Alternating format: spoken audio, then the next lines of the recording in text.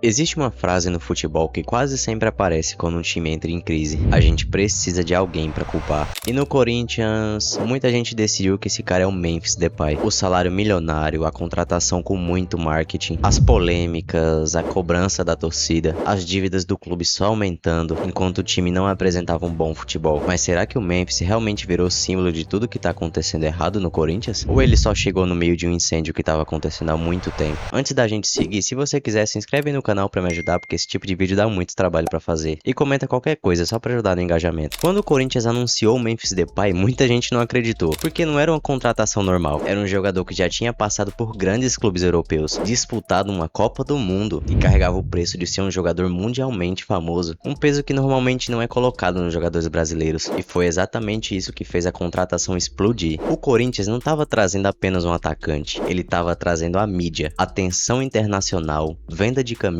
engajamento e muito impacto de marca. O problema foi que esse impacto custou muito caro. Os números divulgados envolvendo salários, bonificações, direitos de imagens rapidamente repercutiram dentro e fora do clube. E foi aí que aconteceu a primeira grande divisão da torcida. De um lado, quem enxergava a contratação histórica e do outro, quem olhava a situação financeira do Corinthians e pensava: como um clube que deve quase 3 bilhões de reais faz uma contratação dessa? E sendo bem honesto, a pergunta fazia muito sentido, porque o Corinthians já vinha enfrentando problemas financeiros há muito tempo. Pressão política, polêmica com presidentes, troca de gestão, muitas dívidas acumuladas e um elenco totalmente desequilibrado antes do Memphis chegar. E o Memphis não chegou num clube que estava estável, ele chegou no meio de uma grande tempestade que era o Corinthians em 2024. Mas e dentro de campo? Será que ele entregou o que realmente era esperado dele? Apesar das críticas, o Memphis elevou o nível técnico dele e do elenco em vários momentos da temporada. Participou diretamente de vários gols, decidiu partidas, fez gol em finais e trouxe uma experiência internacional que poucos jogadores brasileiros têm hoje em dia. E existe um detalhe que é muito importante, que é o mesmo caso do Neymar no Santos. Muitos jogadores crescem quando atuam do lado desse tipo de jogador. O impacto nem sempre aparece só nos números, aparece nos números dos companheiros também. O Corinthians voltou a ganhar atenção internacional. O clube voltou a aparecer em jornais internacionais, páginas esportivas e voltou a aparecer também em discussões que nem envolviam o futebol brasileiro na maioria das vezes. E isso também possui valor, principalmente para possíveis patrocinadores e para a marca do clube. Mas no futebol a percepção pesa muito mais do que parece. O extra-campo dele começou a virar combustível para muitas críticas da imprensa. Quem não lembra que até uma música ele fez? Se isso não é ser estrela, eu não sei o que é mais. E tudo isso começou a incomodar um pouco certa parte da torcida. E com razão, porque a gente vê muitos desses casos e pensa que o jogador não é focado. Ele tá ali apenas para ser mais uma estrela no elenco, principalmente nos momentos ruins que o time vivia. Porque quando o clube ganha, o luxo dele vira personalidade. Quando perde, vira arrogância. E isso acontece com praticamente todos os jogadores midiáticos. O Memphis e até o próprio Neymar. Só que no caso do Memphis, tudo isso parecia muito maior. Afinal, ele era o rosto mais caro do elenco e um dos momentos financeiros mais delicados da história do Corinthians. Então, meio que aos poucos, muita gente começou a associar automaticamente a crise financeira do Corinthians com o Memphis. Mas será que isso é realmente justo? E pra ser sincero, isso não é muito justo com ele. Mesmo tendo o salário que bate na casa dos 6, 7 milhões, ninguém sabe ao certo, com uma bonificação por título que levou todo o prêmio do Campeonato Paulista só pra ele, a gente pode até pensar que o grande culpado disso tudo é dele. Mas na verdade é que o jogador sozinho ele nunca vai afundar um clube tão grande como o Corinthians. As crises que o Corinthians tem vêm de muito tempo atrás. Muitos anos antes do Depay pensar em jogar no Corinthians. Muitas decisões erradas, muitos contratos ruins, má gestão, juros, problemas administrativos e muitas outras, mas a principal de todas com certeza é a desorganização financeira. E talvez o maior erro tenha sido transformar o Memphis numa solução imediata para tudo que acontecia no Corinthians. O Corinthians precisava de resultado rápido, precisava recuperar força dentro e fora de campo, e apostou numa contratação com impacto mundial. E é claro que apostas desse tamanho trazem um risco absurdo, porque quando dá certo o jogador vira símbolo de reconstrução, mas quando o clube continua em crise, ele vira o rosto do fracasso. Só que olhando bem friamente toda essa situação, talvez a resposta seja bem mais simples do que pareça. O Memphis não é o maior problema do Corinthians,